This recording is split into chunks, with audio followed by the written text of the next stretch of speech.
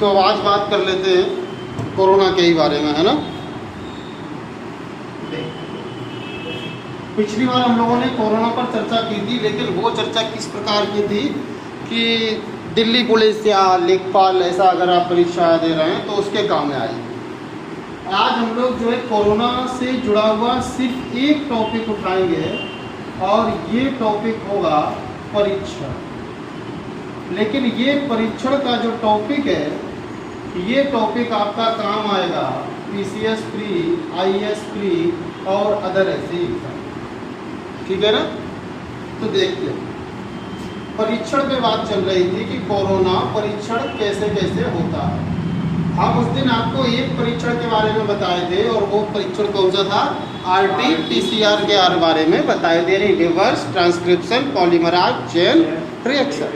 Definitely RT-PCR से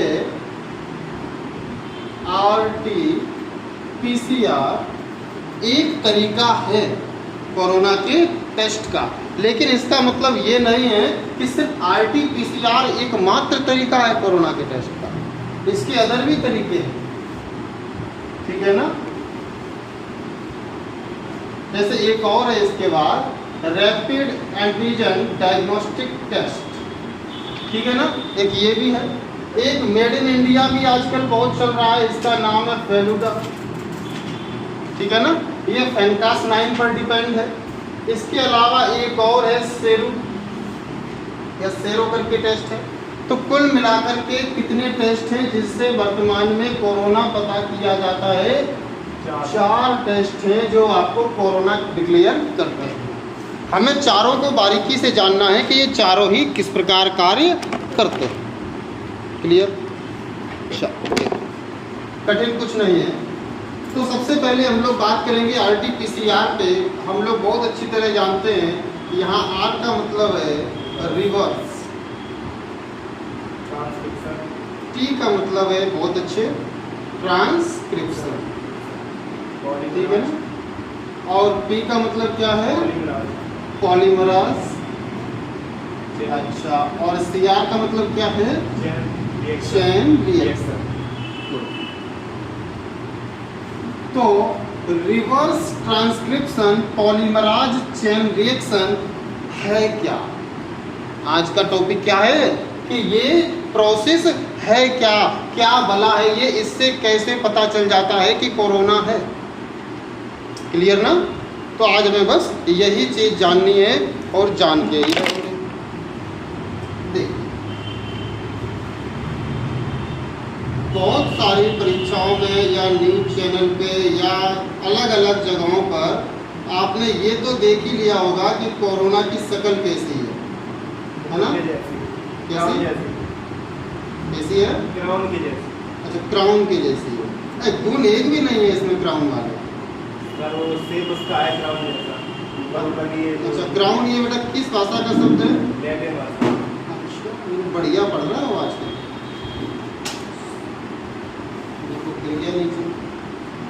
तो देखो ये क्या है आपका कोरोना। अच्छा, इसके साथ ही आपको अगर इस टेस्ट के बारे में जानना है तो ऐसे मान लो कि छोटा मोटा डॉक्टर बनना पड़ेगा। बहुत से तो हो सकता है आपके डाटा लेवल पे डॉक्टर को भी ना पता हो। तो ये क्या है बेटा? कोरोना वायरस है, जिसको हम लोगों ने पिछले दिनों क्या बात नाम दिया था इसको? सार्स CoV-2, यही नाम दिया था ना। बहुत बढ़िया, ठीक है ना। फॉर्मली इसका हम लोग सब कुछ पता कर चुके हैं। आज बस इसका असर पता करना है। और आप लोगों को एक चीज़ पता होगी कि कोई भी वायरस हमारे शरीर में किस जगह अटैक करता है? ह्यूमन सेल पर अटैक करता है, मानव कोशिका, है ना। और अगर आप इस क्लास में बैठे हैं तो निश्चित तौर पर आप पिछली किसी न किसी क्लास में कोशिका को बहुत डीपली पढ़ चुके हैं, है ना। कोशिका तो आप लोग इतने अच्छे से पढ़ चुके हैं कि इतने अच्छे से हो सकता है खुद कोशिका अपने आप को न जानती हो, जो भी IAS के बस में बैठ चुका है। तो देखिए, जो लोग नहीं जानते हैं, नए हैं, उनके लिए बता देते हैं। अभी आप कोशिका तो नहीं जान सकते पूरी, लेकिन थोड़ा सा जान सकते हैं। आपकी जो कोशिका होती है पूरी बॉडी कोशिकाओं से ही बनी हुई है, ठीक है ना। सबसे छोटी इकाई कोशिका है। कोशिका के अंदर एक केंद्रक होता है, इस केंद्रक के अंदर ये क्रोमोसोम होता है। क्या होता है? क्रोमोसोम होता है। ठीक है, ये बाहर चयनात्मक झिल्ली होती है। चयनात्मक इसको इसलिए कहते हैं क्योंकि ये शरीर के कौन बाहर जाएगा कौन अंदर जाएगा कोशिका के यही डिसाइड करती है। इसके अलावा कुछ और भी अंग होते हैं, अभी हम लोग पूरा चर्चा नहीं कर सकते कोशिका पर, है ना। माइटोकॉन्ड्रियाज होते हैं, राइबोसोम होते हैं, और क्या बहुत सारी चीज़ें होती हैं। ठीक है, हम जानते हैं, मान लिया आपको पूरी कोशिका बहुत अच्छे से आती है, जिन लोगों को नहीं आती उनकी काम की चीज़ें बता दें कि इनकी हमें ज़रूरत है, अभी उतनी बता। कोशिका झिल्ली होती है, केंद्रक होता है, केंद्रक के अंदर क्रोमोसोम होता है, और क्रोमोसोम में क्या होता है? आप देखो यहाँ पर हमारी कहानी यहीं से स्टार्ट होती है। बेटा ये ऐसा क्या है? ये आपका बेटा क्रोमोसोम है। यही क्रोमोसोम जिम्मेदार होता है डीएनए के लिए, आनुवंशिकता को आगे बढ़ाने के लिए। कौन जिम्मेदार होता है? क्रोमोसोम। और क्रोमोसोम के अंदर क्या होता है बेटा? डीएनए होता है ना।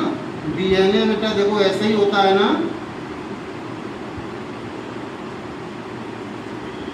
अब ये छोटी छोटी बातें, हो सकता है आप 6 महीने में ये बातें भूल गए हो, तो चिंता न करिए, हम बहुत जल्दी एक टेस्ट रखने वाले हैं, इसमें सबको अपनी अपनी औकात पता चल जाएगी। ठीक है ना। डीएनए होता है इसमें, क्रोमोसोम के अंदर क्या होता है? डीएनए होता है। अगर आपको इस टॉपिक से पिछली जानकारी नहीं है, आप पिछला वीडियो नहीं देखे हैं या पिछली क्लास में नहीं बैठे हैं, तो सिर्फ इसको एक कहानी के तौर पर सुनते जाइए, सब याद हो जाएगा। ठीक है। क्रोमोसोम के अंदर बेटा क्या होता है? डीएनए। अब हम देखते हैं कि जो है ये क्रोमोसोम में ये डीएनए क्या कार्य करता है। इसके अंदर ये कुछ ऐसा होता है, ये हम एक टुकड़ा उठा रहे हैं। ठीक है,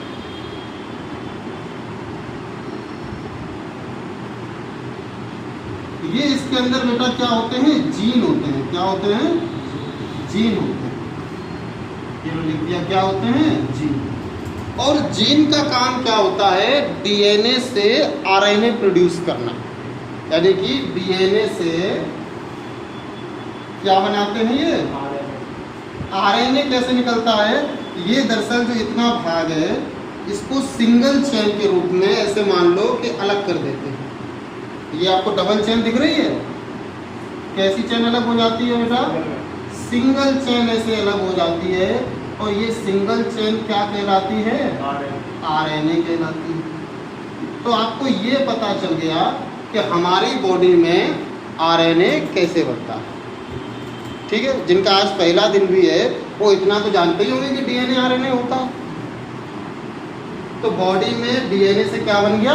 आरएनए बन गया। अब ये आरएनए कहाँ बना है? केंद्रक में। अब ये यहाँ से बाहर निकलता है और ऐसे यहाँ से ऐसा बाहर निकल के किसके पास पहुँचता है? बेटा ये एक अंग है राइबोसोम। किसके पास पहुँचता है? ये राइबोसोम के पास पहुँचता है। इसको लोग यहाँ पे पहुँचा देते हैं। किसके पास पहुँचा? राइबोसोम। जब ये बेटा राइबोसोम के पास पहुँचा तो राइबोसोम इसको लेकर के क्या बना देता है? ये बेटा बना देता है प्रोटीन। क्या बना देता है? प्रोटीन। तो ये सब प्रोसेस है हमारी बॉडी में प्रोटीन बनने। दिन रात डंबल उठाते रहते हो ना जैसे, तो डंबल उठाने के बाद जिम वाला क्या बोलता है? प्रोटीन।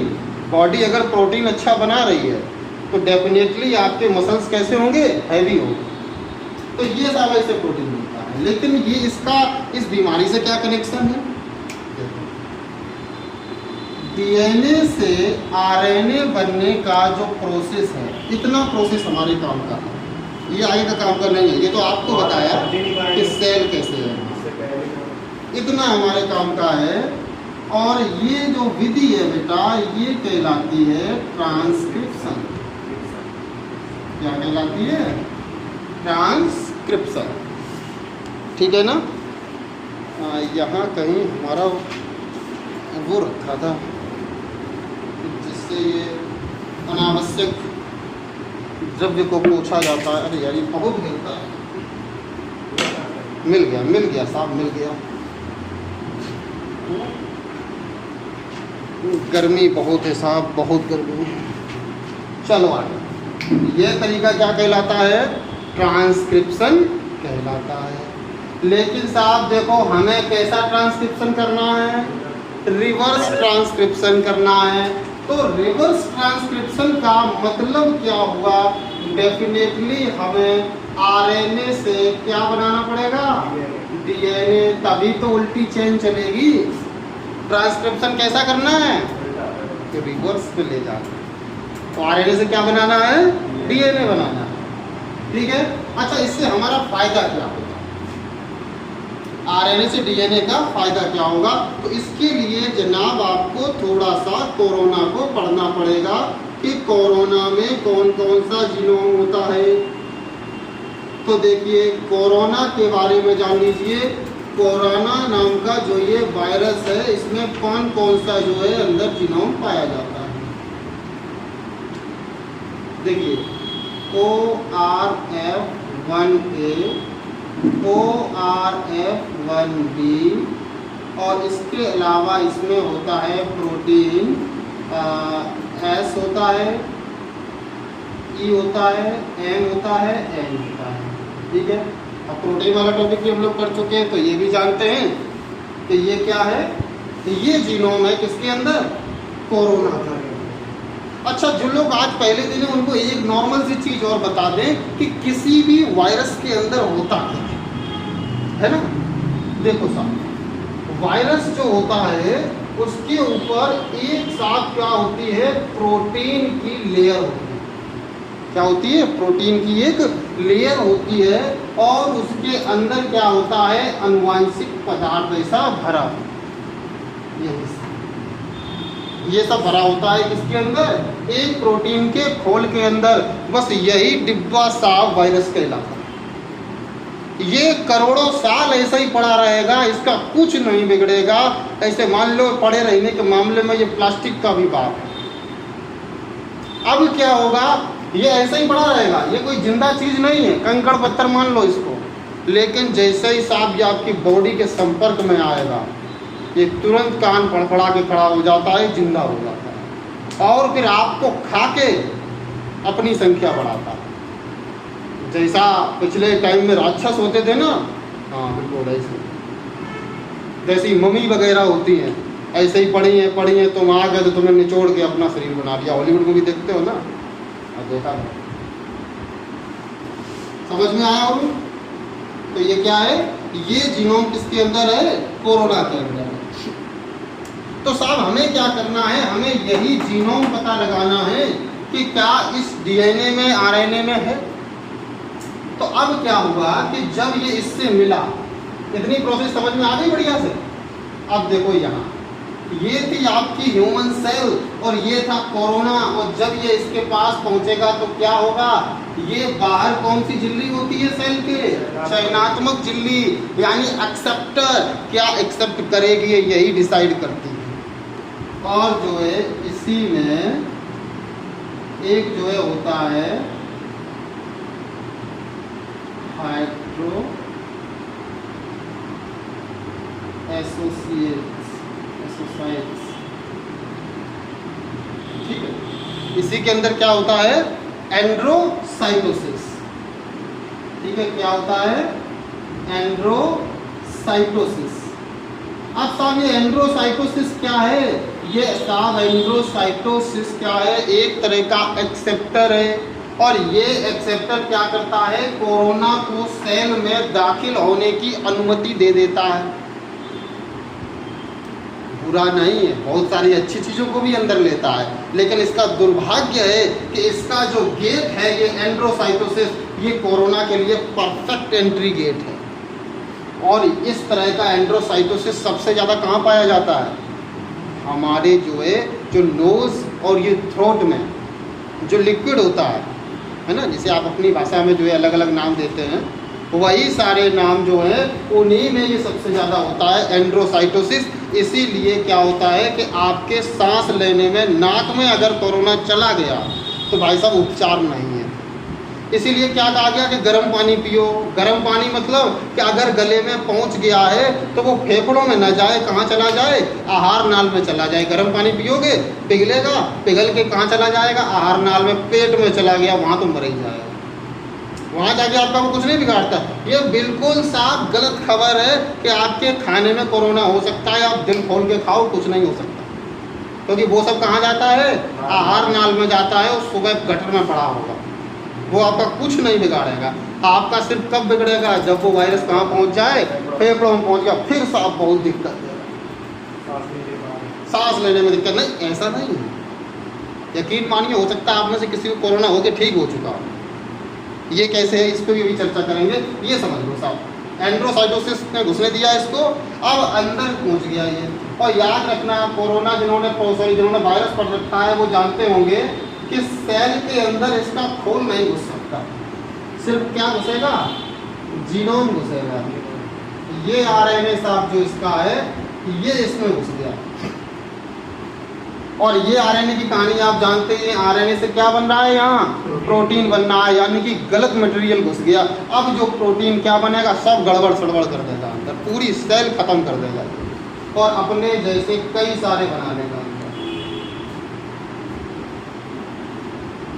समझ रहे हो, यानी कि आपकी तबाही का कार्यक्रम इसने शुरू कर दिया।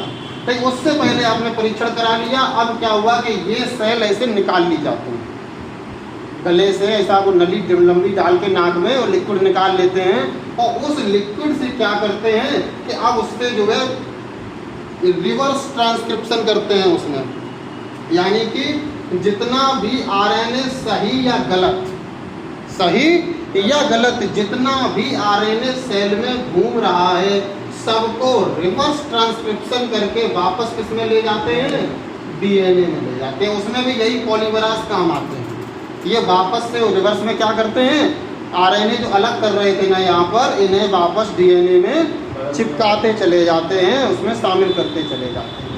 अब साहब हमें कैसा मिल गया, अगर आप मान लो पॉजिटिव हैं तो आपको जो है एक डीएनए मिल गया, बात समझ में। अब बस इसको पीसीआर मशीन में डाल देना है, यानी कि जो पॉलीमराज चेन रिएक्शन है ये क्या है, एक जो है टेक्निक है, एक मशीन है।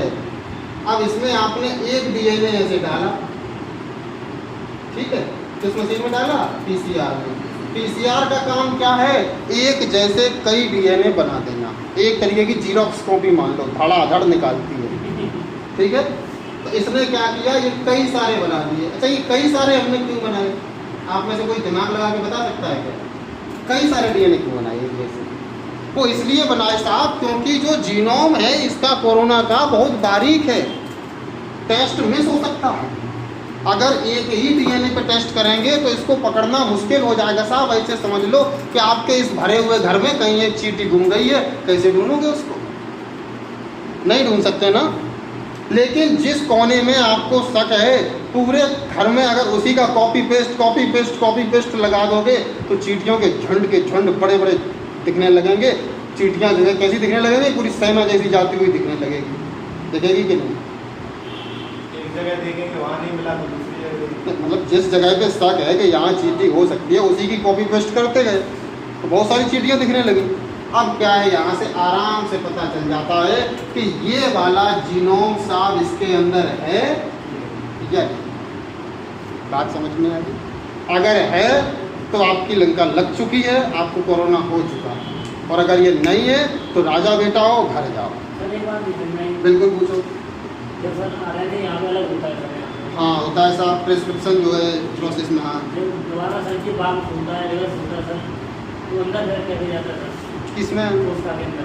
अरे साहब कोशिका के अंदर ही तो पूरा गेम चल रहा है, बाहर थोड़ी ना निकले हैं अभी। इसके अंदर कोरोना गया है, कोशिका बाहर नहीं आई है, कोरोना उसके अंदर पहुंचा है।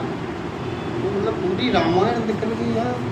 तो बाद में पूछ रहा तो ये मतलब किसके पिताजी थे, समझ में आई बात, क्लियर हुआ? कोई क्वेश्चन यहाँ से नहीं, तो फटाफट दूसरा टेस्ट समझ लेते हैं, ठीक है।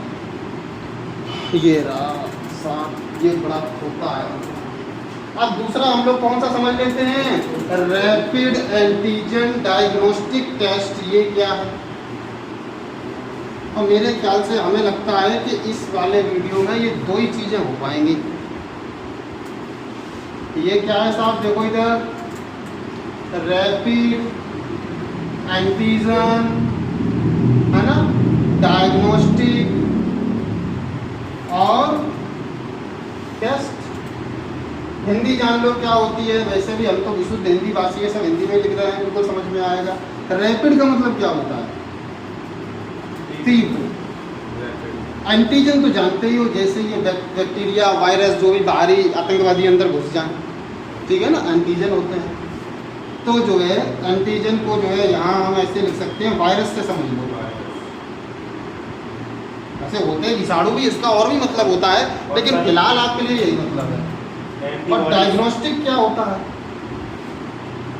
डायग्नोस्टिक का मतलब होता है उपचारित, परीक्षण, या उपचारित की जगह इसकी विशुद्ध हिंदी होगी साहब नैदानिक। नैदानिक का मतलब जानते हैं,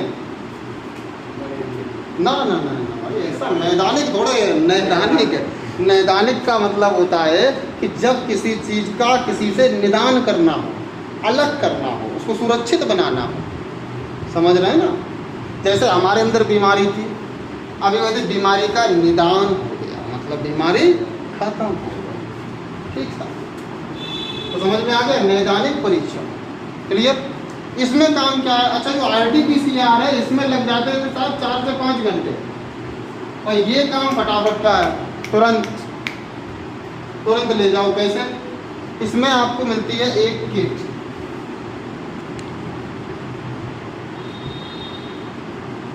ऐसी देखो क्या मिलती है, एक किट मिलती है।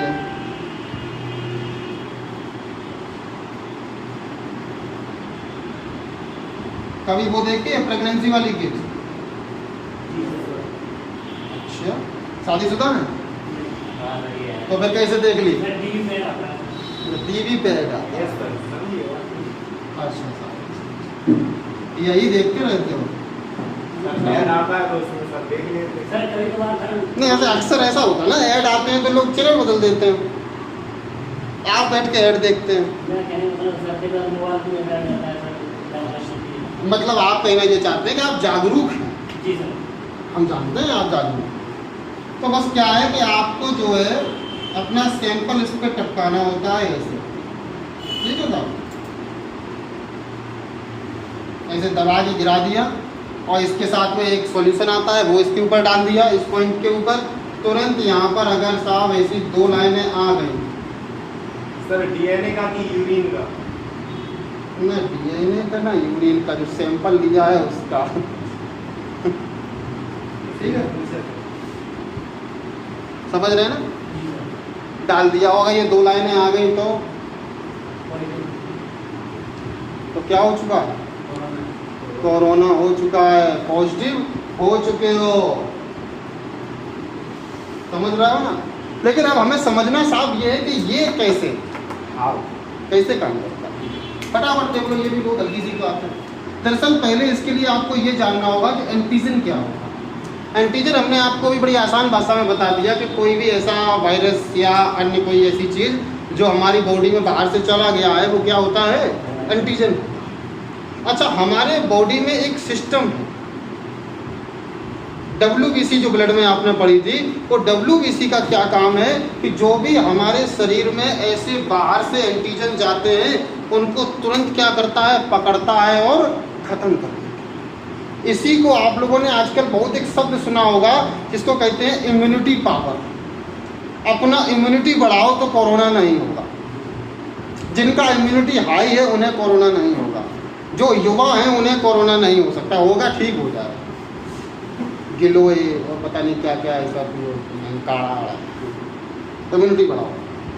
तो ये इम्यूनिटी चीज़ क्या है? इम्यूनिटी दरअसल आपके शरीर का प्रतिरक्षा तंत्र है। जब भी कोई एंटीजन जाता है तो उससे लड़के उसे बाहर खत्म कर देता है, फेंक देता है, समझ में आया। और जो बाहर फेंकने का काम करता है उनको हम क्या कहते हैं, एंटीबॉडी। तो क्वेश्चन है, क्या कहते हैं, एंटीबॉडी। कैसे होते हैं एंटीबॉडी, देखो साहब,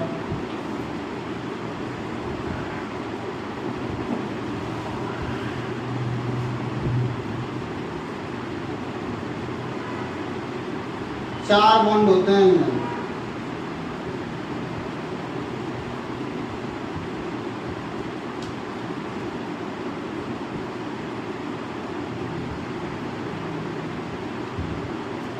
ठीक है, ऐसे होते हैं, दिख रहे हैं?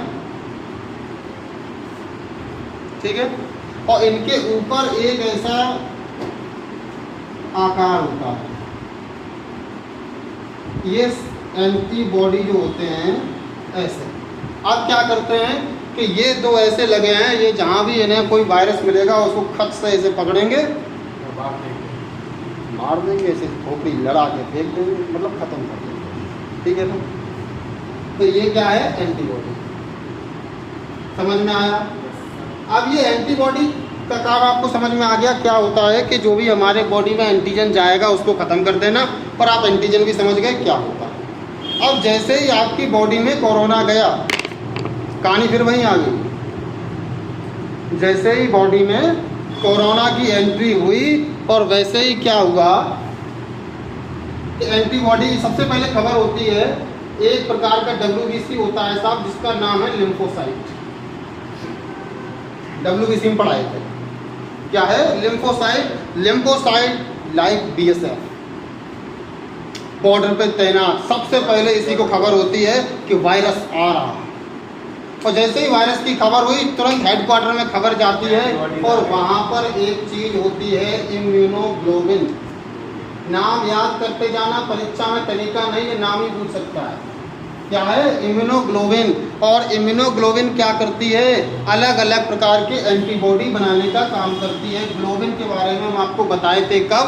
जब साहब हीमोग्लोबिन पढ़ाए थे कि हीम एक लोताणु होता है, ग्लोबिन एक प्रोटीन होती है, लाइपोप्रोटीन टाइप, दोनों मिलते हैं, इसीलिए रक्त का रंग लाल होता है।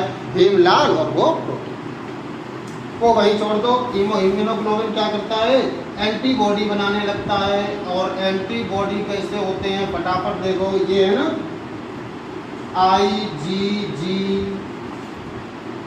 IgA, IgD, IgE, IgM, इतने तरह के एंटीबॉडी बनाता है, 5। कैसे? इनमें फर्क क्या होता है? नीचे का हिस्सा एक जैसा होता है, ऊपर जो ये लगे हैं ना खांचे, ये अलग अलग होते हैं, क्योंकि अलग अलग तरह के वायरस आते हैं ना। कभी मान लो ये वाला है, कुछ में ऐसा लगा होता है ना, और भी अलग अलग तरीके के होते हैं। तो ये सेल जो ये ऊपर का सिस्टम है, इसके अलग अलग प्रकार के हिसाब से ये कितने प्रकार के होते हैं? 5। जो कोरोना का वध करता है वो IgG है। ये क्या करता है? आपके कोरोना को नष्ट करता है। बात समझ में आई? और ये प्रोड्यूस होने लगता है फटाफट, और ये जाके किसको लगता है? कोरोना को पकड़ने लगता है और मारने लगता है। इसीलिए आपको बहुत सारा कफ बनने लगता है। वो कफ क्या होता है? तो ऐसा तो नहीं है ना कि सिर्फ कोरोना ही मरेगा, ये भी तो सैनिक होंगे, ये भी मरेंगे। तो यही कफ के रूप में निकलने लगते हैं। यानी कि अगर आपको कफ आ रहा है या नाक से लिक्विड आ रहा है, मतलब अंदर घमासान चल रहा है, युद्ध छिड़ा है जबरदस्त, तो उसी के डेड बॉडीज पार्सल में आ रही हैं, तो आप उनकी कितनी बेइज्जती करते हैं, कहीं भी फेंक देते हैं, सम्मान भी नहीं। अब दफनाना चाहिए, अरे दफनाना नहीं चाहिए, वो तो काम अभी तो दफनाई है। ठीक है, आइए, क्लियर हुआ? अब ये सिस्टम इसी पे काम कर रहा है साहब। इसकी कॉपी लगा दी गई इसमें, आपने जैसे ही पॉइंट डाले, अगर इसमें क्या है? कोरोना है तो IgG रिएक्ट करेगा, तो IgG रिएक्ट करेगा, वैसे ही 2 लाइनें आ जाए। टेस्ट सफल। समझ में आ गया? हटा दिया जाए। ठीक है, अभी ये 2 अभी आपको बताएंगे मेड इन इंडिया फेलूदा क्या।